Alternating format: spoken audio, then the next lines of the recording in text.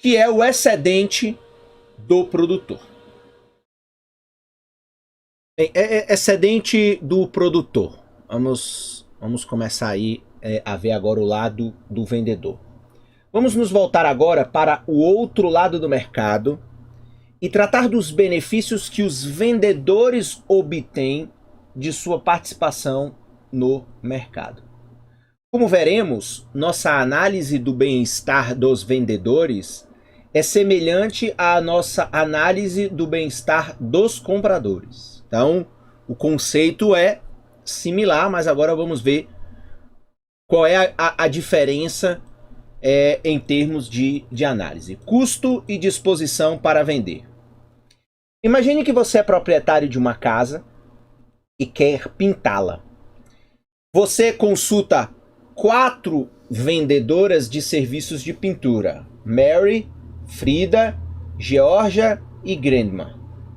Cada pintora está disposta a realizar o serviço desde que o preço seja justo. Você decide pedir um orçamento das 4 pintoras e oferecer o serviço àquela que fará o trabalho pelo preço mais baixo. Então, vamos ver aí o que é o custo e a disposição para vender. Pois bem, cada pintora está disposta a realizar o serviço se o preço por ela recebido exceder o custo de fazer o trabalho. Então aqui está a primeira questão importante. Então, cada pintora está disposta a realizar o serviço se o preço por ela recebido exceder, ou seja, for maior que o custo de fazer o trabalho. Aqui, o termo custo deve ser interpretado como o custo de oportunidade das pintoras. Inclui as despesas que a pintora terá com tinta, pincéis, etc., e o valor que atribui ao seu próprio tempo. A tabela 2 mostra o custo de cada uma delas.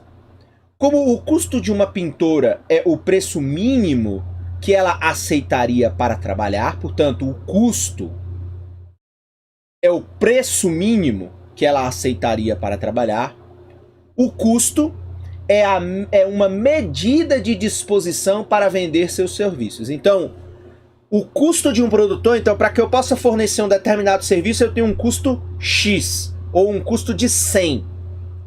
Aquele custo é uma medida da minha disposição de vender o serviço, ou seja, o custo é o preço mínimo para a realização de um serviço ou a venda de um produto que paga apenas os custos.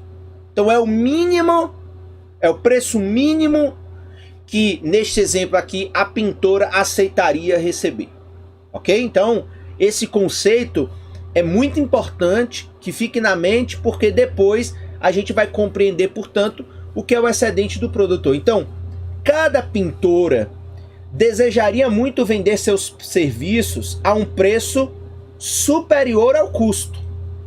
Se recusaria a vender seus serviços a um preço inferior ao custo e seria indiferente à venda de seus serviços a um preço igual ao seu custo. Então, meu custo é de 100. Se eu vender a 100, é indiferente. Menos de 100, eu não tenho interesse em vender o serviço. E mais de 100 seria o ideal para vender, porque teria aí um lucro maior, que vai ser aí o que a gente vai ver, o chamado excedente do produtor. A um preço exatamente igual ao custo, ela ficaria indiferente à venda de seus serviços. Isto é, ficaria igualmente feliz tanto em obter o serviço, quanto em usar seu tempo e energia para outro fim. Então, assim como no consumidor, no vendedor você tem 3 possibilidades. Igual, que dá indiferente se vender, menor, do qual não há interesse para vender, e maior, que seria o ideal dentro deste conceito, dentro desta teoria. Quando você pede um orçamento às pintoras, o preço pode começar elevado, mas cai rapidamente porque elas competem entre si pelo serviço. Uma vez que Grandma tenha proposto $600 ou pouco menos, ela é a única competidora restante. Ela fica feliz em prestar o serviço por esse preço, porque seu custo é de apenas 500. Mary, Frida e Georgia não têm interesse em pintar sua casa por menos de 500. Observe que o serviço vai para a pintora, que é capaz de trabalhar ao menor custo. Então, na verdade, no fundo aí, tem um conceito do mercado competitivo. Então, a competição entre fornecedores, entre vendedores, faz com que exista uma pressão para que o preço, né, os custos, fiquem cada vez menores. Que benefício Grandma recebe pela realização do serviço? Como ela está disposta a fazer o trabalho por 500, mas você lhe paga 600, dizemos que ela recebe um excedente do produtor de 100. Ok? Então agora, excedente do produtor é o montante que um vendedor recebe menos o custo da produção. Então veja, excedente do produtor é o montante que um vendedor recebe menos o seu custo de produção. Então, o meu custo é 500, eu recebo 600. Então, 600, que é o que eu recebo, menos o meu custo de 500, eu tenho um excedente do produtor de 100. Então, esse é o conceito de excedente do produtor, ok?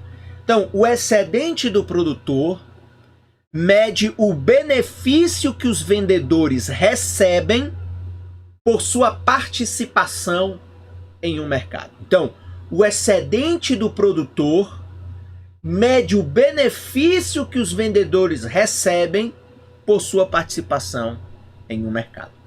Então, por exemplo, aqui na tabela 2, nós temos os custos de 4 possíveis vendedores. Então, Mary para pintar tem um custo de 600, Frida um custo de 800, Georgia um custo de 600 e Grandma um custo de 500. Ok? Então, isso aí é o parâmetro, é o custo, né? O mínimo, o preço mínimo que cada vendedor, cada pintor, no caso do exemplo, está disposto a receber.